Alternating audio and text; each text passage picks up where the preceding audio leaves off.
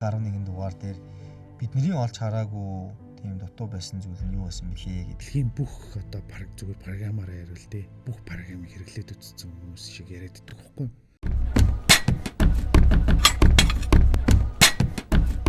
Сайн байцгаана үзэгчдээ. За Seven-Us podcast-ийн session 2-ын хамгийн сүүлийн дугаар 12 дахь дугаар инх эхэлж байна. За өнөөдрийн зочноор манай Seven-Us-ийн хамтран үүсгэн байгуулагч, за IT-ийн инженер, за IT мэргэжилтэй, за Батцаяа маань хүрэлцэн ирсэн байна. За бүгдд нь өдрөө минь. За өнөөдөр ер нь бид хоёр юу ярих вэ гэхээр, за өмнөх 11 дугаарууд дээр ер нь байгууллагын дижитал шилжилттэй холбоотой 11 сэдвийн хүрээнд ярьсан болвол, за өнөөдөр бид хоёр ер нь яагаад энэ сэдвүүдийг сонгож хийх болсон те, хамгийн ихний подкастын хамгийн ихний сешн гэж нэрлэгдэж байгаа энэ цуврал дугаарууд ер нь яагаад заавал байгууллага руу чиглэв. За дараагийн дугаарууд ер нь хаашаа чиглэх юм, ямар төрлийн контентууд явах уу те. За мөн энэ дугааруудын одоо бид нэг хувь өөрсдийнхөө туршлагаар л нэг 11 сэдв гаргаад те, ер нь энийг ингээд ярьсан, зочтой ороод ингээд ярьсан. Тэгэхээр энэ дээрээс бас дутуу үйлдсэн сэдвүүд агуулгууд бол байгаа. За тэрийг ингээд хийж явах явцдаа бас өөрсдөө эргэж хараад ингээд харж байгаа. Тэгэхээр тэрнийхээ талаар ер нь илүү дэлгэрэнгүй ярилцъя гэж бодож байна. За тэгээ заяагаас хамгийн ихний асуултыг ер нь хэдүүлээ яагаад нэг энэ байгууллагын дижитал шилжилт гэдэг зүйл рүү илүү чиглээд те энэ сэдвүүдийг гаргаад ярьлаа гэдгийг нэг үзэгчтэй, сонсогчтой тайлбарлаад хэлвэл. Яг ганцхан подкастын 12 сэдвийг ярихаар жоохон юу бах. Ойлгомжгүй болчих магадгүй. Зүгээр тэрнээс өмнө зүгээр орчлон юу байж болох вэ гэхээр яагаад Seven-Us-ыг гэм одоо энэ технологиор дагнсан медиа компани байгуулагдаад тэрний нэг юм хэсэг продакт нь гэж ярих уу подкаст эхэлсэн гэдгийг яриул илүү зүг болох баг. Дараалал үед. Тэгэхээр Монголд угаасаа яг 100 технологи ярьдаг юм сувг байхгүй гэж ярих юм уу? Дандаа том сувгуудын ажиудлалт нэг сабтайтлаар явж байгаа гэх юм уу? Дээрээс нь тэнд байгаа хүмүүс нь мэрэгжлийн биш хүмүүс байгаад байдаг. Нөгөө сэтгүүлч ч юм уу? Эсвэл орчуулгын мэдээ явж идэг ч юм уу те. Олон улс ч юм уу өөр улсуудад бол яг энэ технологиор 100% дагнсан одоо медиа компани л гэж ойлгоод байгаа ийм чиглэлийн сувгууд байж байгаа. Ялгаа нь юу гэхээр энд одоо яг тэр технологийн экспертүүд нь өөрсдөө ажиллаж идэг. Тэр ялгаатай байдаг байхгүй. Тэнд тийм болжээ, энд ийм болжээ гэж мэдээлэхээсээ илүү энэ нэг технологийн индастри дотор айгүй олон өнцгүүдийг мэрэгжлийн зүгээс гаргаж ирж байгаа юм өнцгүүд байгаа учраас энийг бас нэг дуурайж үзэж байгаа санаатай гэх юм уу тий. За тэгээд яг 25 оны намар 3 сарын хугацаанд туршиж үзлээ гэх юм уу. Яг үнэндээ энэ дээр чинь нөгөө рол модель болгоод явчих юм байхгүй Монголд. Тэгээ яг 100 медиа компани ямар авах хэвээр юм, технологи нь ямар юу ярих хэвээр юм гэдгийг мэдгүйгээр л зүгээр саяных шиг бодож байгаа л хэдлээ эхлүүлчихлээ л дээ. Тэгээд нөгөө подкаст гэдэг зүйлийг илүү мэрэгжлийн ойлголтууд өгье л гэж зорж бодсон гэх юм уу да тий. Тэгээд хамгийн түрүүнд ерөөсөө юу контекст юм бэхэр байгууллагын дижитал шилжилт байх хэрэгтэй юм байна гэж бодоод за яг бодсон шалтгаан дотор байгууллагууд яг технологиг хэрэглээд байгаагаа дижитал шилжилт хийчлээ гэж бодоод байна уу эсвэл дижитал шилжилт хийгээд байна гэдэл 4-5 жил 10 жил яваад байна уу одоо болтол энэ дээр нэг цэгцтэй болж чадаагүй байгаа гэх юм уу те. Тэгэхээр энэ сэдвийг сонгож аваад тэгээ яг жоохон судалгаа хийнгүүт байгууллагад байж болох дижитал шилжилтийг хийхин тулд 3-6-аар хараад юу байдаг юм бэ те. 6 өнцөг байна. Тэр 6 өнцгөө задлаад нэг ингээ багцлах гэж оролцсон. Тэ. Ер нь нэлээх одоо юу гэдгийг ярьж байгаа л тий. За сэдвүүдийг зочид юм бах уу? За сэдвүүд юу байх уу гэдгийг ингээд нэлээх ярьсан. За тэгээд за технологийн подкаст гэдэг ингээд бодохоор CIO-нор гэдэг хүмүүс бол ер нь хамгийн түрүүнд байх ёстой тий. Тэр хүмүүсээр л юм яриулах ёстой гэдэг бодол бол надад байсан. Тэгээ CIO клубтэй ер нь хамтын ажиллагааны хүрээнд ингээд CIO нэрийг оролцуулаад ийм подкаст хийж болох юм байна гэдэг саналуд бол анханасаа төрөөд тэгээ тэрийг одоо ингээд илүү баяжуулаад явж байгаа гэх юм уу тий. Тэгээ CIO яриад ирэнгүүт олон CIO-нор ярих юм уу? Эсвэл CIO ямар байх ёстой юм? CIO-гийн доотлын тэр департаментууд тий хэлтс албадууд ажлууд ер нь ямар хуу байвал илүү амжилттай байх юм ч гэдэг юм уу? Байгууллагад ер нь хэрхэн өгөөжтэй ингээд CIO ярингуут л CIO ч нөөсөө байгуулгалуулаад явчихж байгаа. Хувь хүн рүү ерөөсөө чиглэхгүй тухайн байгууллагын технологийн тренд, технологийн хэрэглээ тий цаашлаад шинээр хийх гэж байгаа зүйлсүүдийг нь ярих ч гэдэг юм уу? Тийм болоод ирэнгүүт ер нь эн чинь өөрөө ингээд нэг юм байгууллага хамруулад тий одоо технологи хэрэглэж байгаа олон байгууллагууд байгаа. Дижитал шилжилт хийнэ гэж өөрсдөө стратеги тодорхойлчихсан маш олон байгууллагууд байгаа учраас эднэрт ер нь хэрэгтэй зүйл мэдээллийг өгье гэдэг бас бодолтой байсан тий. Тэгэнгүүт яг нөгөө гэдэг юм байна л да. Өөр төрлийн подкаст ч юм уу бодвол дан технологи яриад дээрээс нь айл болох саяны хэлдэг шиг тухайн яг ярих байгаа технологийн сэдв дээр айл болох олон жилийн ч гэдэг юм уу туршлагатай хийгээд үтцсэн ч гэдэг юм уу тодорхой үр дүн гаргасан ийм зочдыг олж ирэх хэрэгтэй болж байгаа байхгүй. Тэгэнгүүт Монголд технологийн салбар нь угаасаа олон хүн сонирхдаггүй цөөхөн байдаг, мэргэжилтнүүд нь цөөхөн уйдгартай сэдвтэй масс руу хүрдэггүй гэдэг юм уу тийм болохоор илүү нөгөө нэг олонд танигдсан нүур царай энэ төр авчирч оруулах ихэр боломжгүй. Тэгээд арай нэг жоохон танигдснуудыг нь авид ирэхээр яг тухайн нөгөө ярих байгаа сэдв дээр бас яг гоё экспертийн төвшөнд Монголынхон төвшөнд манлайлж байгаа төвшөнд ярьж чадах уу гэдэг асуулт руу очичоо. Тэгээд илүү сонголтыг зочдын сонголтыг илүү тэр одоо сэдвийг Монголдо нэлээд манлайлах төвшөнд ярих туршлагацсан хүмүүсийг сонгож авчирж яриулсан нь бас их шин сонирхолтой өнцөг байсан гэх юм уу те үзэлт багтай хүмүүс тоохгүй те гэхдээ одоо тэр хүмүүс өөрөө нөгөө рол модель болцохоор те одоо тухайн ажлыг ингээд маш сайн удаан хугацаанд хийчихсэн эсвэл тэрүүгээр ингээд мэрэгччихсэн те зөвлөмж өгдөг зөвлөгөөнүүд өгдөг эсвэл ингээд том захирлууд болчихсон тийм хүмүүсийг авчирсан нь бол бас маш их челленж авчрах нь өөрөө бас маш их челленж байд юм билэ. Тий. Тэгээд яг хуу ирээдүйд ингээд эн чинь нөгөө хадгалагдаад үлдэхээр одоо нэг 5 жилийн хугацаанд дахиад монголчууд нэг дижитал шилжилтээр ярьсаар байх болов уу гэж бодож байгаа юм миний бодлоор. Тэгэхээр ингээл нэг жижиг байноу том байноу байгууллага нэг дижитал шилжилт хийя гээл тэг нэг ERP програм талбараа бодож ингээл эхлэх байх л та тий. Эсвэл эхэлсэн байгаа.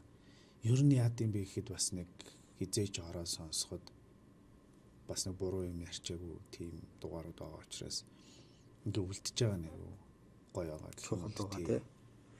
Эзлүүд ороод захирлууд CIO-нор ороод сонсоход за нэг IT-ийнхаа захирлаас CIO-гоос нэг ийм шаардлага хүлээчих юм байна. Эсвэл нэг ийм төрлийн хүнийг сонгох юм байна ч гэдэг юм уу. Тэр бодол нь бол төрчих байх тий. ERP систем авахтаа бол нэг ийм юмнуудыг нь харьцуулчвал зүгээр юм байна ч гэдэг юм уу. Тэрийгэ бодчих байх. За нөгөө хөгжүүлэлтэн дээрээ ер нь ямар шинэ технологиуд хэрэглээд байгаа. За мэдээж 5 жилийн дараа сонсоход шал өөр л болсон байх л да.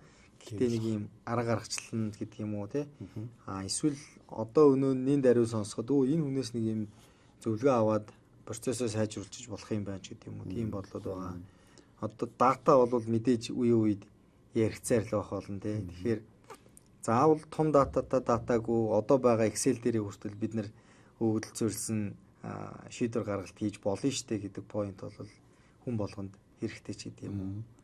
Яг бүр ингээд огт учруулахгүй байгаа компани удирдлагууд гэж зүгээр бодъё те байхгүй л ахал та. Гэхдээ тийм байх юм бол ядаж нэг 11 дугаарыг сонсох юм бол нэг зүгээ нэг баруун зүг рүү явах юм байна гэдэг нэг олчих болов уу гэж бодож байгаа. Тэгээ ер нь их гэж зорьсон. Тэгээд яг нарийн ингээд деталь болгоноор нь сонсох юм бол нэлээд гоё хинтүүдийг өгсөн болно байна. Тэгэхээр би бол нэг бид нар яг техникийн хувьд ч юм уу бичих ингээд өнгөж эхэлж байгаа учраас юмнууд дээр дуу мууч гэх юм уу юмнууд байсан боловч подкаст гэдэг утгаараа тэнд өгөх гэж байгаа мессеж үүсгэх валюугаа бол тодорхой түвшинд би трай хийгээ үзсэн гэж бодоод байгаа шүү дээ. Тэгээ ер нь тэгсэн баг манай зочид ч гэсэн маш чухал гоё поинтуудыг хэлж байгаа. Тэгээд угаасаа л яг тухайн чиглэлээр салбараар мэргэжсэн хүмүүс учраас тий бид нэр угаасаа тэр хүмүүсийг зорж авчирж яриа хийлгүүлсэн учраас ингээд нэлийн үртэмжтэй байх. Яг гоо зүгээр дунджаар бодох юм бол нөгөө цаг гарангийн цаг 30 минутын ч юм уу тий. За хамгийн дээд нь баг 2 цагийн яриа болсон учраас сонсгож явах хэцүү байж магадгүй. Гэхдээ ингээд жоохон баг 1.5 дээр 1.25 дээр сонсоод хурдан дуусгахчвал тий хурдлуулаад. Тий ер нь агуулгыг нь бас тодорхой хэмжээнд ойлгоод бариад авчих байх гэж бол харсан. Тэгээд цаашдаа ер нь хугацаан дээрээ бас жоохон анхаарай гэдэг зүйлүүд бол бас бодогдож байгаа. Тэгээд техник хэрэгсэл тоног төхөөрөмжүүд дээр бас анхаарай гэдэг зүйлүүд бол бодогдож байгаа. Тэгээд подкаст болохоор яриа л айгуу чухал байдаг учраас voice дуу өөр айгуу чухал байд юм байна. Хүмүүс үзэж сонсдгоо тий үзэдгүү тэгэл машин дотор явж явах юм эсвэл алхаа явж явах ч юм уу чихвчээрээ ч юм ингээ сонсдог учраас хүний чихэнд айгуу тийм гоё сонсголонтой байх ёстой юм байна. Тэгтээ гайгүй бах уу гэдгүүдийг бол жоохон ойлгож авсан. Би нөгөө хэлбэр биш агуулгын илүү хардаг хүн учраас миний хувьд бол нэг асуудал байхгүй л санагдаж байна. Өөлөх ч юм уу янз бүрийн яриул бүх юм дээр л ярьж болно л доо. Гэхдээ нөгөө саяны хэлдэг шиг подкаст гэдгээр бодох юм бол намуухан тавьж байгаа сонсоход нэг ойлголт өгчих болов уу гэж бодоод байгаа шүү дээ. Тэгээ яг сая чиний хэлдэг шиг зочид бол аюу гой зочдод байсан гэж бодож байна. Ер нь хэр баргийн нөгөө эн тэндий орж яриад идэггүй тэр нэг юм ярьдаггүй дээ биш нөгөө ингэ нуугдмал уртхаа яг л гой хийгээл тэрэндээ мэрэгшээ явж идэг ийм хүмүүсийг аль болох олж ирж яриулахыг хүссэн учраас энэ хүмүүсийн нөгөө ярьж байгаа үзээ туулаад авцсан мэдлэгээс сонсож байгаа хүн нэг ч гэсэн юм авах болов гэж бодож байна л доо. Тэгээ тэр нь надад бол аюу юутай байгаа. Гоё байгаа. Тийм ер нь бол одоо ингээд ард нь гараад өнөөдөр ингээд нөгөө өмнөх 11 дугаараа ингээд яриа суугаад бол аюу таатай байна. Нэг бүтэн ажлын ард тий гарчихсан за яг хуу тодорхой хэмжээний гондор нь аль болох 7 хоног болгон дугаар гаргахыг хичээсэн тий. Тэг ингээд 3 сарын хугацаанд бол ийм подкаст гэдэг зүйлтэй анх удаа нацалтаад ингээ хийж байгаа гэдэг нь бол айгүй гой санагдсан. Тэгээд яг өнөөдрийн яриа бол илүү юу гэхээр чи тэр хоёулаа технологийн гаяа залуучууд тий. Тэгэнгүүт за өөрсдөө хийж байгаа энэ ажлыг тодорхой хэмжээнд дүгнж ийн тий. За нөгөө тэгвэр энэ 11 дугаараас гадна дижитал шилжилттэй холбоотой орхигдсон өөр зүйлүүд ер нь юу байсан бэ? Чиний хувьд ер нь сэдвүүд дээр те жоохон ингээд өөрчлөлөө. За эсвэл тэрийг нэг яриулсан бол илүү хэрэгтэй байсан баах ч гэдэг юм уу. Тийм зүйлүүд ер нь ажиглагдсан уу?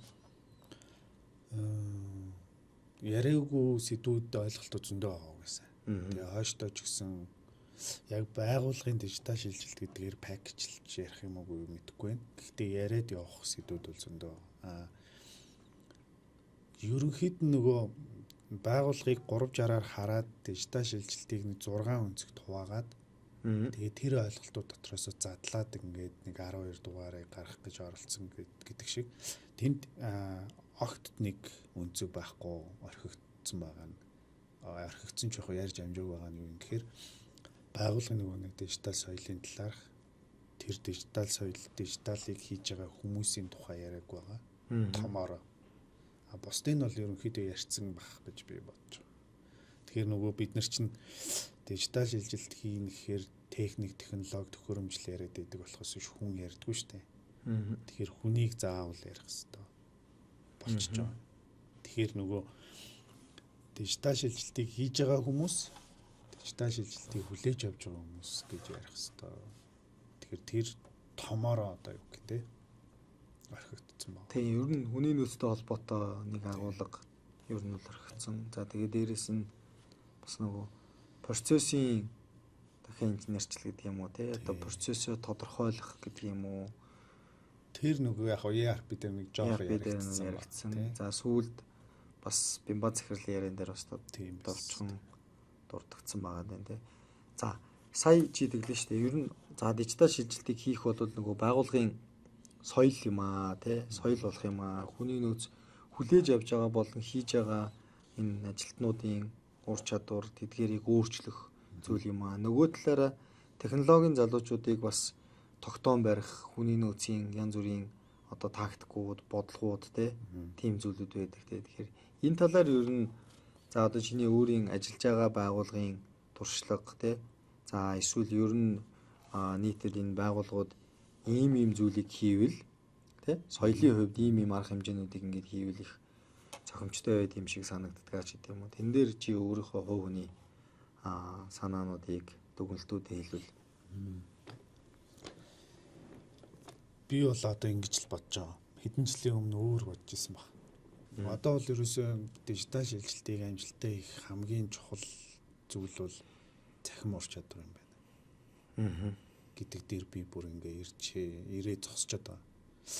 Хичнээн гоё технологи, хичнээн гоё валютай нэм инновац шингэсэн юм байсан ч тэрийг хүлээж авахгүй хэрэглэхгүй байгаа бол хогл болчт юм байна. Тэгэнгүүт бид нар чинь нөгөө дижитал гэхээр одоо програм хангамжаар бол нэг нүдэн төсөөлөгдөхгүй сандал ширээ шиг биш учраас нөгөө team experience муутай арт юм байна.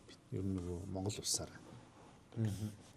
нэг гоё ап гарч ирлээ хэрглэж мэдхгүй байна шүү дээ. Байгууллагууд дээр яг адилхан байна. Тухайн байгууллага нэг шинэ технологи за зүгээр инженеэр ярихад нэг ERP оруулж ирэхэд л бөө юм болдог. Яг юун дээр очиж гацдаг юм бэ гэхээр хүн дээр очиж гацаад байдаг. Тэгээ буцаад дүгнэлт нь тэр төслийн дүгнэлтэд юу гэж ярьдаг вэ гэхээр энэ чадамжгүй програм байсан эсвэл манай тохирохгүй програм байсан гэж яриад байдаг нэг. Гэхдээ би бол учир шалтгаан тэр хүндээ байгаад байгаа юм байна. Төрөний хилдэг шиг нэвтрүүлж байгаа олон хүлээж авч байгаа. Тэгэхээр би хүнээ бэлдэх ёстой юм байна л гэж аягүй их бодсон. Гэхдээ байгууллагууд энэ дээр очиод ойлгож байгаа байгууллагууд байгаа. Удирдлагч байгаа. Гэхдээ хүн бэлэн болохоор технологи оруулах юм уу гэдэг асуулт руу очиж байгаа байхгүй. Тэгвэл одоо байгаа ажилчтай ер нь яаж бэлдэх юм хэдэн жилийн. Тэгчээд за одоо технологи хийя гэхээр чинь нөгөө бизнес маань өөрөө хэцүү болох гэдэг шүү дээ. Тийм шүү дээ. Тэгэхээр нөгөө нэг цаг хугацаа яваад идэг цаг хугацаатай өрсөө технологи хийх гэдэг. Хажууд нь энэ хоёрын дунд хүн нь орхигдоод идэг. Тэгэхээр нөгөө бас нөхцөл байдлыг 100 одоо явж байгаа процессуудыг буруутгах болохгүй юм шиг харагдаад байна. Гэхдээ хүнээ зэрэг урагшлуулж явж байгаа тийм одоо технологийн төслүүд байхгүй юм шиг харагдаад. Тийм ер нь яг хүн өөрөө яагаад чухал вэ гэхээр мэдээж тэрийг нөгөө түрүүн хэлсэн хүлээж авч байгаа ажилтнууд өөрөө аягүй чухал байна тий. Хийж байгаа залуучууд чухал байна. За өмнөх подкастн дээр бас ярьж байсан тухайн төслийг амжилттай болгоно гэдэг нь өөрөө тий тэрийг тэнд ажиллаж байгаа хүмүүсүүдийн одоо нэг юм хийсэн гэдэг мэдрэмжтэй байх тий ард нь ажлынхаа ард гарахад тийм мэдрэмж төрөх өөрөөрөө бахархах тэр мэдрэмж төрөх гэдэг өөрөө бас айгүй чухал зүйл байсан. Тэгэхээр яалтч байхгүй энэ өөр хүнтэй холбоотой бол явчихж байгаа юм. Тийм. Нэвтрүүлж байгаа хүмүүсийн багийн хувьд ч юм уу хүмүүсийн хувьд саяны чинь зөв. Тэгэнгүүт хэрглэж байгаа талын хүмүүсэнд тэгвэл яаж бахарах юм гэхээр би ийм гоё юм эзэмшээд хэрглэж байгаа штэ гэдэг сэтгэлгээ байхгүй. Тийм. Ямар байна гэхээр эн чин гэх юм уу хэцүү байна, ойлгохгүй байна, ажиллахгүй байна гэдэг юм эсвэл тойрцогдож байгаа үзэгдлүүд их байхгүй. Тэгэхээр яг энэ өнцөг дээр очиж унаад л байгаа юм л та. Тэгэхээр хин нэгэн байгуулгын ч юм уу эсвэл нэг төслийн баг нь маш гоё валю үүсгэх, валю эд хийх IT-ийн технологийн прожект стап хийхэд тэрийг хэрэгжилж байгаа нэгжүүд нь мэрэгчлэлт нь ажилчид нь гоёор хүлээж аваад ингээд явбал ер нь нөгөө монголчууд өөрсдөө хийсэн ч бай, гадны хийсэн ч бай ингээл хар мянган технологи байгаа шүү дээ. Тэгснээ бид нар болгоо нэгийн ч хэрэглэж үр шимийг хүртээгүй жиж энэ муу энэ сайн гэж яриад байдаг байхгүй. Тэг би тэрийг юу ч гайхаад байгаа. Монгол улс улсынхаа хувьд ч аваад үтсэн, технологийнхаа хувьд ч аваад үтсэн нэг 5-10 жил програм хэрэглэж үтсэн юм уугүй юу, экспириенстэй ийм туршлагатай байж иж дэлхийн бүх одоо зүгээр програмаар яриул тэ бүх програмыг хэрэглээд үтсэн хүмүүс шиг яриад байдаг байхгүй. Энэ нь муу юм бэ энэ. Манайхан ч бүгдийг тэгэл хэрэглэж байгаа шүү дээ. Гүү тэгээд идэв байхгүй. Тэгээ би бол энэ дээр үгүй энийг яг тултал нь хэрэглэж гин үү гэдэг дээр ингээ асуулт тавьд юм байна. Тэгээд юу үсэд энэ үг гэхээр эднийх ийм юмгүй учраас манад харахгүй гомоо гэдэг байгаа байхгүй. Эзэж тааруулах тухай бодохгүй байгаа шүү дээ. Тэгснээ өөр програм авч ийн эсвэл хийлгэж байгаа байхгүй. Тэгээд тэрнийхээ шаардлагыг харахаар нөгөө нэг програм дээр байхгүй юм а бичсэн байгаа байхгүй. Тэгээд тэр юм а хийлгээд авчвал болчихно гэд. Тэгтээ тэгдгүү тэгээл дахиад нөгөө дуусахгүй юм үргэлжлээд идэг. Нэг юм байна. Тэгээ энэний яг суурь нь юу гэхээр ерөөсөө бүх төвшөнд энэ технологи, дижитал гэдэг юмыг хэрэглээ сурцсан экспириенс байхгүй. Одоо зүгээр мангар энгийн жишээ хэлээ. iPhone утсан дээр яг харагддаг байхгүй. Зүгээр сүүлийн вершнийг авцсан. Гэхдээ яг нөгөө өмнөх вершнээс ийм юмнууд нь сайжирсан, ингэсэн тэгсэн гэд тэрийг хэрэгжилж байгаа нэг ч юм байхгүй. Гэхдээ тэгээд iPhone-ыг нөгөө шинжилнэ гэдэг чинь юу гэхээр бага мөнгөөр дараагийн хувилбартай болно гэдэг нэг гол point байгаа. Тэгэхээр эн чинь яг нөгөө яг энэ сэтгэлгээ чинь байгууллага дотор бас яг орцсон байгаа байхгүй. Тэгэхээр яагаад байгууллага дотор байгаад байгаа юм гэхээр байгууллага чинь хүн бүрдүүлж байгаа, хүн байгаа юм чинь соёл нь үсэж байгаа. Тэр байгууллагад ажиллаж байгаа хүнийг гудамд тавьчихаар iPhone 17 ярьсан л хүн байгаа байхгүй. Тэгчгээр чинь тэр чинь нөгөө бид нар нэг юм хэрэгжилж чаддгүй л хүмүүс л гэж би думдаг. Тэгэхээр ийшээл хөрөнгө оруулах хэрэгтэй юм байна. Тасралтгүй. Байнга одоо дуурж явах хэрэгтэй, байнга сургаж явах хэрэгтэй, байнга хамруулж явах хэрэгтэй юм байна л да. Тийм нөгөө дижитал литерси гэдэг ойлголт бас байна тий. Энгийн иргэдийн дижитал ур чадвар гэж байна. Байгууллагын Тэгээ би нэг сони юм хэлэх үү? Би энийг саяхнаас ойлгоод гэдэг юм уу? Би одоо хэдэн жилийн өмнө ийм Монголыг амар шүүмжилдэг байсан байхгүй. За. Төр өөрөө юу хийх гээд байгаа юм те. За апан ч яг дүүрч заа. Би юуг ин амар шүүмжилж исэн гэхээр цахим бичиг үндэстэн ажлын хэсэг байгууллагатай. Би анхны ажлын хэсэгт нүрэгдэж очиод эхний уулзалтан дээр нь суучаад ийм юмар яад ингээд гарч исэн байхгүй. Цахим бичиг үндэстэн. Цахим бичиг үндэстэн ч лөө. Тэр нь юу юм гэхээр одоо ингээд ийм Монголиад гэдэг аппликейшнийг киоскын ч юм уу хэрэглэж сурахын тулд иргэдэд нэг юм хичээл заагаал нэг сургалтууд явуулаад тийм шүү дээ. Би энийг энэст ямар ч хэрэггүй гэж боддог гэсэн.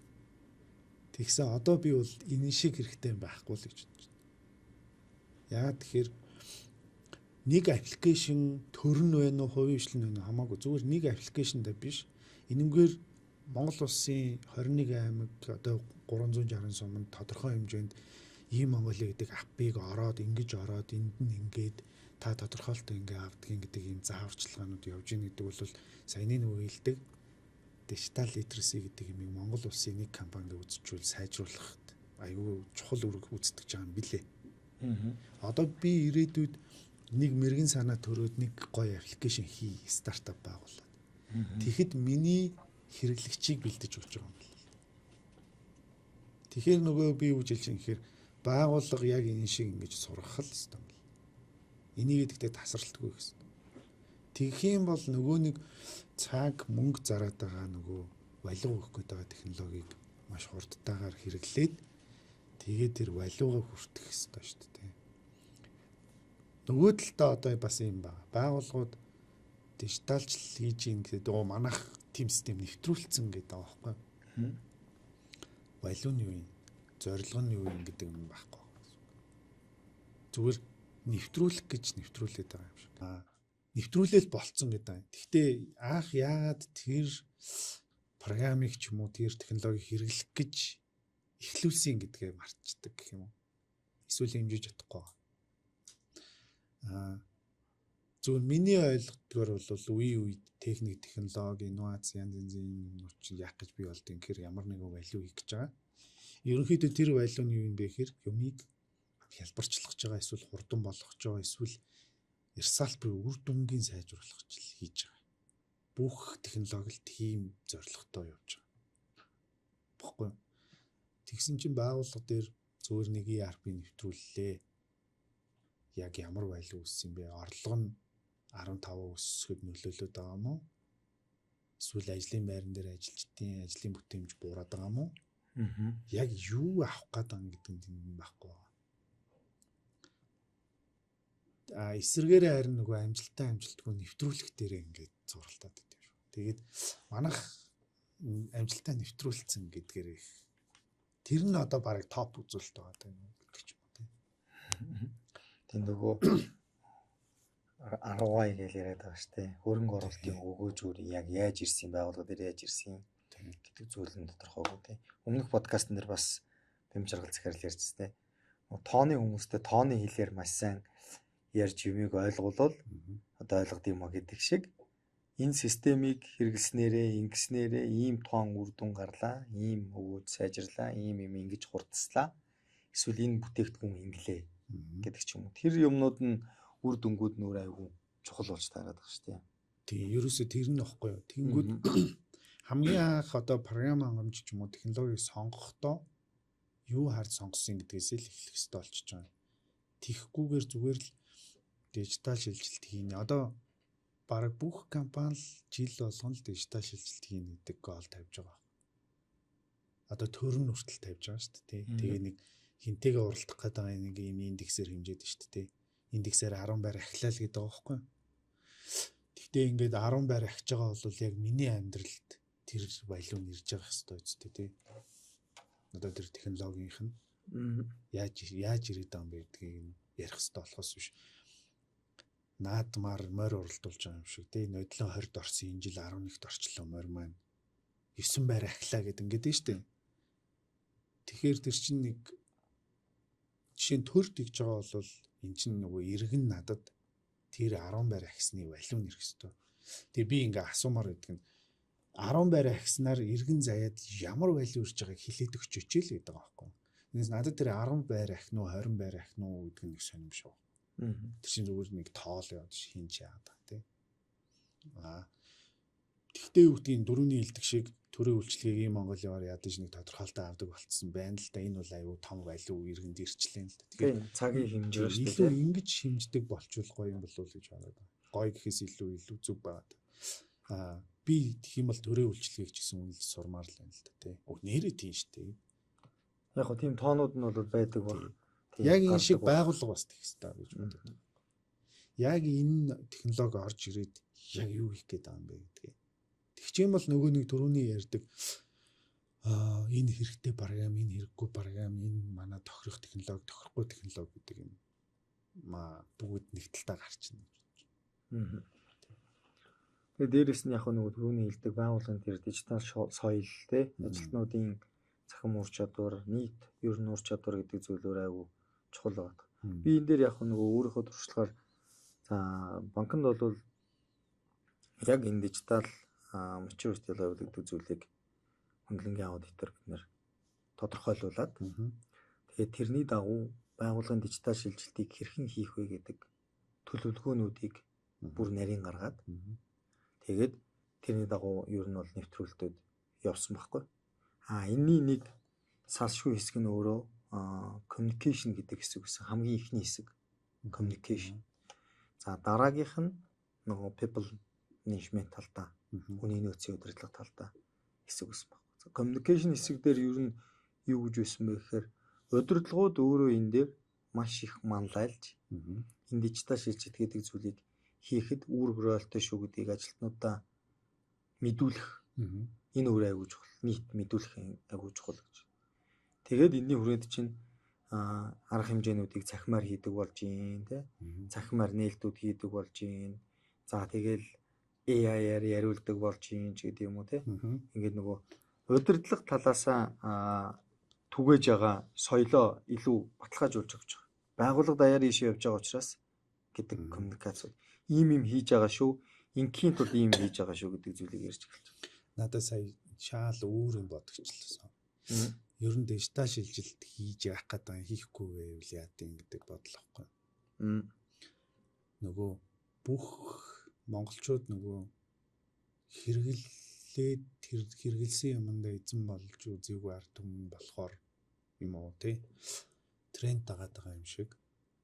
Тэгээд түрүүний хэлдэг дижитал индекс ч гэдэг юм уу дижитал шилжилт хийх л ёстой гэдэг шүү дээ. Гэхдээ яг үндэ яг тойлын бүр том зургаар тойлын зорилго нь хүн ажилуулахгүй болох гээд ингээд байгаа юм уу? Эсвэл одоо сая чиний хэлдэг шиг хурлаа захимаар зохиож байгаа нь яг юу нь гоё юм гэдэг бас нэг юм сонио үнцэг байгаа байхгүй юу? Манайх хурлаа онлайнаар зохиодог болсон шүү дээ. Вау, ямар лаги. Тэгээд нэг юм мэдгүй л байна л да. Бас нэг юм үнцэг ба. Өндөр хөгжилтэй орнуудыг ингээд очиж харахаар манайх шиг юм элдвүүдэд юм програм ярьдаг. Дижитал шилжилтийг аягүй бага ярьдаг.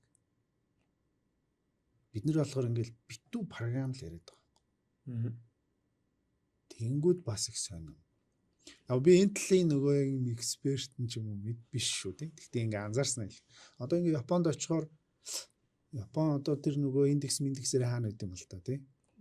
Бид нар шиг ингээл бүх юм аппликейшнээр хийгээд л те би нүхээр бас гүйл байгаа. Тийм. Бэлэн мөнгөөр нь байж лээ. Метронд орохоор цаас өгнө те. Бараг би чин дижитал орноос ирсэн юм аа шүү. Цаас өгдөг тахтай яа гэж гэдэг ч юм уу те. Тэгэхээр нэг юм бүр нэг юм сойр юмдаа байдаг юм шиг заримдаа бодогддөг. Тэгээ нэг юм шуурал манайх тийм програм хэрэгжилж байгаа амжилтаа оруулсан. Ваа ямар лаг хэлгээд байгаа юм шиг санагдаад идэг. Яг хөө. Гэтэ нөгөө юу бах л да. Сая бол хоёул ингээд нөгөө улс үндэстэнний дижитал те төвшин тухайн байгууллагын одоо захимжилтын хувь мөвч гэдэг юм уу тийм байдлаар нэр нь жоохон хольж ярьлаа шүү дээ те. Тэгэхээр яг хөө байгууллага бол мэдээж захимжиж одоо энэ дижитал шилжилт гэдэг зүйлийг хийх нь бол мэдээ цаг хугацааны асуудал баг тийм. Улс үндэстэн өөрөө хаана явж байгаа вэ? Тэрийг одоо индексээ ахиулах гэдэг нь тухайн засаг захиргааны засгийг барьж байгаа хүмүүсийн ч гэдэг юм уу бодлого байх гэж би зүгээр хувьдаа бодож байна л да. Ер нь бол илүү амжилттай байгаа гэдгийг харагдуулах гэсэн зорилготой тийм. Байгууллага бол мэдээж бага зардлаар ашиг орлогоо нэмэгдүүлэх мэдээж амжилттай нөгөө winning product гэж нэлээд байдаг тийм. Амжилттай шинэ бүтээгдэхүүн үйлчилгээ гаргаж ирэх, бизнес модельээ жоох өөрчлөх. Банкар бол одоо шинэ салбар нэгжээ бууруулах. Ингийн тулд цахим байх ёстой ч гэдэг юм уу тийм. Тэгэхээр энэ байгууллагууд чинь нөгөө талдаа нөгөө түрүү юу хэлэх гээд би орхицсон бэ гэхээр түрүүний коммуникац гэдэг бол зүгээр нөгөө удирдлагууд ийшээ явж байгаа шүү гэдгээ мэдүүлэх ийм коммуникац. Нэгдүгээр. Хоёрдугаарт ажилтнан бол бүрийнхаа цахим ур чадвар гэдгийг төвшин болгондоор нь гаргаад тий албан тушаал болгон дээр нь гаргаад за энэ төвшний албан тушаалтай хүмүүс бол илүү датан дээр ажиллаж сурдаг байх хэрэгтэй. Тэгэхээр ийм чиглэл рүү явах хэрэгтэй тий. За энэ төвшний хүмүүс бол зүгээр нөгөө програмаа сайн мэдээ тайлбарлаад ингээд хэрэглүүлдэг байх хэрэгтэй. Ийм ур чадвар байна гэдэг чим энэ болгоныг ингээд албан тушаал болгон дээр нь бүх хүмүүс дээр тий. За яг дийлэнх нь албан тушаал болгон дээр ингээ гаргаад тухайн байгууллагын тухайн жилийн стратегийн сургалт хөгжлийн төлөвлөгөөнүүд нь тэр чиглэлийн сургалтуудыг нь түлхүү оруулж өгдөг болоод тий. Ингээд нөгөө чиний дөрөвний хэлдэг хамт явах нь өөрөө айгүй чухал болчиход байгаа. Тэгэхээр энэ төрлийн яриануд бол угаасаа сая 11 дугаар дээр бол их дурддагдаагүй. Тэгэхээр нөгөө digital competency тий competency matrix гэж ажилтнуудын ур чадварын матриц гэдэг зүйлийг нь гаргаад албан тушаал болгоноор нь гаргаад тэгээд дээрэс нь нөгөө түлхүүр ажилтан гэдэг хүмүүсээ тодорхойлол тий үнэхээр энийг хийхэд хэрэгтэй хүмүүс нь энэ байна ч гэдэг юм. Энэ ур чадваруудаа ажилтнууд аягуулсан тодорхойлоод ингээд хамт явах хэрэгтэй болж байна. Ингэж чадах юм бол мэдээж энэ өөрөө нөгөө соёл болоод суучих байх л да. Нэг 3 жилдээ тий байнгын л коммуникац нь аягүй сайн болцсон хүмүүсийнх нь мэдлэг ур чадварууд нь ингээд шат дараатай ингээд сайн болцсон тий. Аа. Тэгээ ингээд их юм бол хүмүүсийн нөгөө карьер хөгжилч гэсэн эерэг нөлөөтэй. Тий. Тэгвэл би нэг юм асууя. За. Тэр дижитал гэх юм уу те тэр соёл нь юу юм тэгвэл байгууллага дээр ямар байвал дижитал соёлтой байгууллага гэж үздэг юм. Сая яг уу зөвлөдөө бүх төвшний удирдлагууд манлайлах ёстой шүү дээ. Ганц цахим дээр биш л те. Бүх юм дээр манлал үзүүлж явах ёстой. Тэгвэл яг цахим соёлтой компани гэвэл юу юм? Яадаг байхын жишээ өдөр тутам. Дарга нь гарч ирээл манайхаа энэ програма хэрэгэлцгээе гэж яахыг хэлж байгаа юм уу? Хэдүүлээ эх 7 хоног гоё шинэ програм хэрэглэе гэх юм уу гэдэг юм байна. Шинэ одоо би түрүүн бол шинэ програм ороод ирэхэд ажилчид нь паккел аваад хэрэглээл ийм ур чадрын тухай ярьлаа шүү дээ. Тэгвэл энэ чинь бол ур чадвар байхгүй. Тэгвэл байгууллагын одоо технологийн дижитал соёл гэж юу юм гэдэг нэг сони юм байгаа. Тэгэнгүүт би зүгээр тэгж бодсон. Тэр доор одоо байгууллагаар бол одоо бүтцээр тэр доор байгаа ажилчид байнга технологи нэгтгэдэг байгаасаа гэж бод. Тэр соёл юм болов уу гэж бодсон. Ийм шинэ юм гарчиж. Би ажлын байран дээр ийм хэрэглүүл ингэх гэдэг гэдэг энэ соёл юм байна. Тэрнээс манайхын програм хэрэгжилж байгаа. Танах чинь 5 жилийн өмнөх програм хэрэгэлдэг юм уу гэж бол биш байх гэж би бодож. Гэхдээ яг энэ талын ойлголтууд Монголд бас яг тогтцсон уу гэхээр бас сони юм бэл. Тэр энийг нэг хөндөж ярих хэрэгтэй юм билээ. Яг байгууллага болгон дээр ер нь өөр баг. Тэгэхээр нөгөө хүмүүсийг сургаад ирнэ гэдэг чинь хүмүүс илүү мэрэгшээд арай нэг ур чадвар сайжраад ирэхин цагт өөрөө жишээлбэл хин нэгний оролцоогүйгээр IT-ийнхний оролцоогүйгээр асуудлыг шийддэг болно. Цахим технологи ашиглаад тийм. Тэр шинийг санаачилдаг. Шинийг санаачилдаг болно. Өөрөө нөгөө робот процессыг ашиглаад ч юм уу, AI-ыг ашиглаад ч юм уу янз бүрийн юм хийдэг болно. Өөрөө эсвэл датан дээр ажиллаад тайлан мэдээг автоматжуулаад гаргадаг болно ч тийм. Тэ?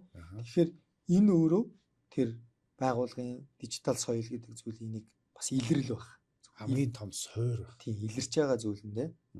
Тэгэхээр үр дүнгууд нь ер нь энэ дижитал соёлтой байгууллага ямар байх юм бэ гэвэл ажилтан болгоно нь одоо нөгөө цахим технологи чиний сайн хэлдэг нэгдэг тэрийг ухаж үздэг юмд айгүй өөрчлөлтөд айгүй эерэг ханддаг тийм нөгөө л хилээд байгаа critical thinking гэдэг зүйлийг бас сайн хийдэг айгүй сайн боддог асуудлуудыг шийдвэрлэхий гэж эрмэлздэг ч юм уу тийм байх хэрэгтэй. Гэхдээ мэдээж ажилтан болгон тийм байна гэж бол байхгүй л тийм энэ өөрөө нэг тодорхой 30% ч юм уу нэг 40% ч юм уу тийм нэг тийм л хүрээнд байлах. Гэхдээ нөгөө тэр тоон нэг тийм нэг ийм байхад болно гэдэг тоон дээрээ Монголын байгууллагууд байт юм уу юу гэдэг нь бас сонирм байна. Би бол амар хангалтгүй байт юм шиг санагдаад. Яг гоо энийг илүү ер нь хинээс сонсъё гэж бодох вэ гэхээр одоо сая ингээд янгууд ийм байгууллага доторх ийм технологитой холбоотой асуудлуудыг CIO-ноор ч юм уу те одоо CIO-нэрийг ээлж дарааланж подкаст хийгээд тэднэрээс ер нь яг энэ нарийн ширийн зүйлүүдийг челленжүүдийг нь сонсоод тий сая бол хэдүүлээ чинь илүү дандаа юм мэдлэг түгээх гэж хичээлээ шүү дээ тий. Тэгэхээр дараагийн дугаарууд дээр магадгүй илүү челленжүүдийг сонсоод тэрийг яаж хийцэн гэдэг туршлагуудыг сонсоод асуудлуудыг нь илүү ярилцаад тэгээд дээрэс нь дэлхийн технологиудыг ярилцвал бас зүгээр баг. Мөн сая нөгөө одоо ингээл Монгол улсын дижитал шилжилт мэлжилт цахим ур чадвар мадруу гэдэг ингээл ярингууд энийг арай олон хүмүүстэй хилцүүлэг маягийн ч юм уу тийм зүйлүүдээ хийгээд явуул бас зүгээр ах гэж би бодоод байгаа. Тийм. Тэгээ тиймдээ ч хэдүүлээ дараачихаа ер нь контентуудыг төлөвлөд байгаа шүү дээ тийм үү. Тэгэнгүүт би бас яг юу гэж боддог вэхээр байгууллага болгон нөгөө менежментийн хурал ч юм уу захирлуудын хурлууд явдаг шүү дээ. Сард нэг ч юм уу мэдэхгүй те боломжоор нэг хурлаа яг чиний сайн хэлдэг шиг ийм хорлдог байгаасаа гэж бас боддог. манай байгууллагын технологийн хэрэглээ ямар байна? Хэдэн хувийг хэрэгжилж чадчих, хэдэн хувийн шинэ юм оролдгийг гэдэг ч юм уу тий. Захирлууд нь ямар байгаа. Гэ нэг юм тэр дижитал индексээ ярьдаг байвал зүгээр юм брейнсторм байдлаар. Нөгөө IT стрим гэдэг шиг үү? Тэгэхгүй болохоор энэ ажил яаж юм? Тэр төсөл ямар байна? Гэ нөгөө нэг төслийн менежмент суурьтайгаараа хувилгүй гэдэг. Болцсон штэ гэл болцдог ч юм уу тийм байна. Тэгэхээр үнэхээр дижитал шилжилтийг хийж байгаа бол бас ийм хэмжээний юмудаа ярьдаг, хэмжих гэж оролддог байвал их. Энэ нь ингээ явсараа бас аюу гой соёл болж магадгүй. Шиг санагддаг. Хэдүүлээ ч гэсэн чиний сайн хэлдэг шиг яага ингээд янз янзын хэлбэрээр технологи ярих гээд байгаа юм гэхээр нэг чихийн зөөлөхгүй л байгаа шүү дээ. Яг нэг. Тийм нөгөө гадаад очиад чих онгоон гэдэг шиг технологийн чихийг онгоолгох гээд л байгаа шүү дээ. Одоо хий нөхийг чинь дээ яах гэж байгаа мэдгүй. Гэхдээ хоббигоороо гэдэг шиг байгууллага ч гэсэн дотроо нэг чих онгоолгох юм байх хэвээр. Сургалт хөгжлийн төлөвлөгөө тавиал жилдээ 1-2 ийм сургалт ороод болчлоо гэж бодоод тэгсний сургалтынхаа үр дүнг зарим нэг нь хэмжих гэж үзснэ. Нэг үр ашигтай биш вэ гэдэг байгаа байхгүй. Тэг би болохоор энийг юу гэж боддог гэхгүй зүгээр ингээд өдөр тутам өглөө ирэл кофе уудаг шиг байж ич чих онгоон. Тэг нөгөө англи хэл сурахад яадیں гэдэг шиг байна. Тийм. Хэл нөгөө тэр жишгээр чинь байгууллагууд за дотроо хактон гэж арга хэмжээнүүд хийж ийн гээл те жилдээ 1-2 удаа ч юм. Тэр чинь өөрөө яах гээд байгаа юм бэ гэхээр бас л ялгаагүй дижитал соёлыг төлөвшүүлэх гээд байгаа юм. Суулгах гээд байгаа юм хэлбэр л те. Ажилтан болгоно нэг юм шин зүйлүүдийг ингээд бодоод технологитой холбоотой энэ шилжилтийг хэрхэн хийх үү те энийг яаж автоматжуулах уу гэдэг зүйлийг ингээд бодоод байжий. Тэр уралдаан ч удахгүй болноо те. За эсвэл бодоод гаргаад ирсдээр үнэхээр таалагдчихвэл тэрийг нь урамшууллын тогтолцоонууд ч бас явж байгаа ч гэдэг юм уу те. Тэгэхээр ерөөсөө цаг үргэлж энэ чи ажил дээрээ технологиг те энэ зүйлүүдийг ер нь хэрхэн хэрэглэж болох вэ гэдгээ бодож ийл гэсэн санаанууд яваад. Түрүү нөгөө чих онгоон гэхээр за яг саяны удаа бол нэг юм цомхон хүрээнд чих онгоолгох гол одоо үдчихлээ те.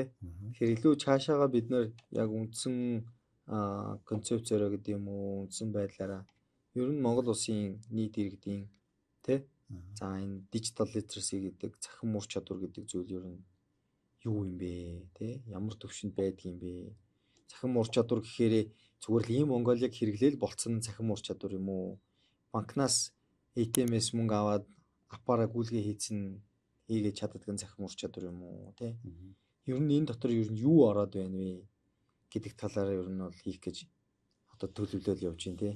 Тэгэхээр энэ ажлууд маань илүү бас гоё болох болоо илүү нийт массыг хамарсан болох болоо гэж бодож байна. Зүгээр саяны нэг юм 12 дугаар 11 дугаарын хүрээнд бол заах нэг хитгэн үзэлттэй тий үзэлт айгу багтаа ингээл юм байна. Тэгээд дараагийн контентууд нь илүү үзэлтүүд нь нэмэгдээд яг хүртээмжтэй байх гэдэг тэр зүйл нь илүү нэмэгдэх юм болов.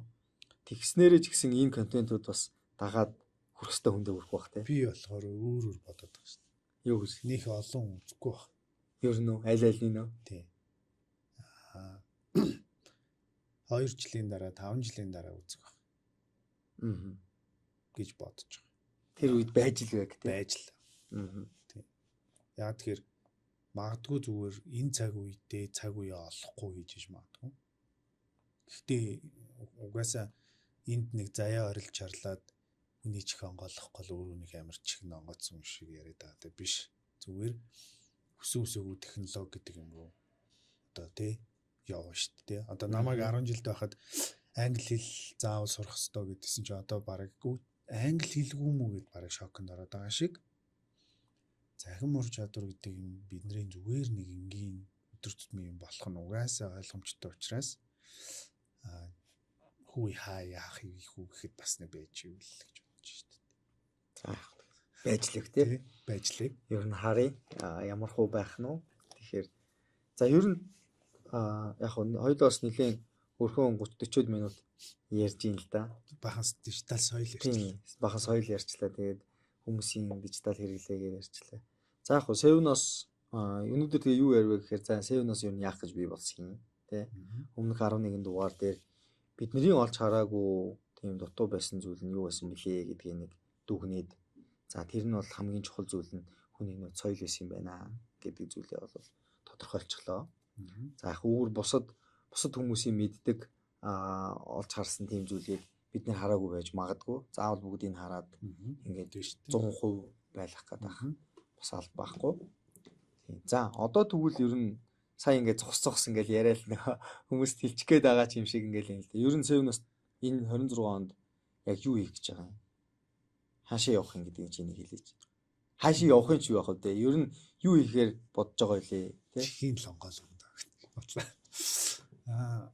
Яг түрүүний хэлдэг шиг илүү технологиг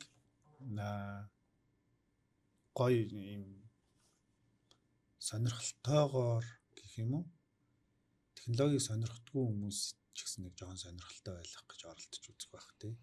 За тэр нь илүү юм технологийн залуучууд суугаад гоё ингийн чөлөөтэй өөрсдийнхөө мэдж байгаа зүйлсийг бусдаа хуваалцдаг юм нэг ч одоо подкаст гэх үү нэвтрүүлэг гэх үү мэдгүй нэг юм буу халах юм уу тий. Юм гэж энэгээрээ дамжуулаад нөгөө knowledge share ч юм уу тий. Технологийн knowledge share-ийг л өгөх гэж байна шүү дээ. Тэрнээс өөр зорилго байхгүй. За чиний явж байгаа подкаст үргэлжлээд ингээ явна энэ илүү мэрэгжлийн төвшөнд байхыг гэж байна тий. Агуулга нь. Яг л тэр ойлголтыг эзэмшсэн хүмүүсээс нь илүү яриулахыг хичээх гэдэг байгаа тий. Тэгээ нэг 500 мянган үзэхэд тэднэрт хэрэгтэй л гэсэн үг шүү дээ тий. За тэгээ өдөр тутмын технологитой хамаатай мэдээллүүд явах явж байгаа. Тэгээд Монгол дахь технологийн мэдээнүүдийг илүү төлхөө болдог бол явмаар байгаа. Тэгэхээр энэ лүү бас жоохон Монголын компаниуд технологийнхаа мэдээнүүдийг өгдөг болох тал дээр жоохон ажиллах байх гэж бодож байна. Тэгэхдээ яг түрүүний хэлдэг шиг тэр улсад ингэжээ, энэ улсад ингэжээ, ийм юм болжээ, ийм технологи гарчээ, ийм туршилт хийжээ гэдэг юм уу, ийм мэдээнүүд чинь бас хүний тархинд бас нэг юм тог гэл явж байгаа л гэж бодоод байгаа шүү дээ. Тийм иймэрхүү тэгээ яг том зургаараа түрүүний чи бас хэлдэг шиг дижитал ур чадварыг 7% нэмэр оруулах юм уу? Тийм нөгөө өмнөх подкастн дээр Data Dev-ийн болор захирал бас хэлж ирсэн тийм. Ер нь одоо юу гэдэг Монгол улсаас тэр тэгтээ подкастн дээр орлоогүй л үү. Монгол улсаас ирээдүйд unicorn төрнөө гэж бодох юм бол тий бид нэр дараачихын хүүхэд залуучуудыг тий тэр хүмүүсийн ер нь маш сайн бэлдэх ёстой тий. Тэрэнд бол энэ технологийн медиа компаниуд өөрөө маш чухал үүрэгтэй байна. Тэгэхээр та хэд ингээд технологийн медиа мэдээллүүдийг шин сургууль зүйлүүдийг за тэгээд дээрэс нь монголжоо болж байгаа энэ зүйлүүдийг ингээд яваалгах юм бол энэ нөгөө түрүүний хэлдэг хүмүүсийн чихэн онгон аяндаа л нэрээд ирчин тэр гээл те одоо залуучууд нь хүртэл ингээд ойлгодог болоод энэ мэрэгжлийг сонгодог болно ч гэдэг юм уу. Тэгвэл энэ одоо байнгын нөгөө бас сая хэллээ шүү дээ те байгууллагын ажилтнууд нь бүгд технологи яриад ингээд юм цангацсан байна гэдэг шиг залуучууд нь хүртэл байнга ингэж технологи ярьдаг боддог болоод юу хийж гинсэн яах юмсан гэдэг юм ингээд шинийг санаачлаад ингээд боддог байгаад ирэх юм бол энэ өөрөө тэр Монгол улсын одоо эдийн засгийн солонгорсон байдал гэдэг зүйлд те мэдээж бид нар чинь технологиор бол IT гараад мөнгө олно гэж уул уурхай болон IT л гээл одоо хүн болгон тэгээ ярьж штэ. Тэгэхээр IT-гаар мөнгө олохын тулд хэдэн Монголын хэдэн компаниуд нь дотроо эдийн засгаа эргэлдүүлэхээр дэлхийд гарах юм уу?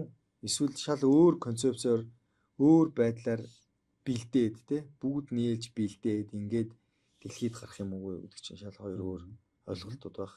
Тэгэхээр ер нь энэний төлөө бас жоохон цаад алсын бодол нь байгаа болов тэрэнд нэг юм багч гисэн хувь нэмэр оруулах юм болов гэсэн зорилго бол байна.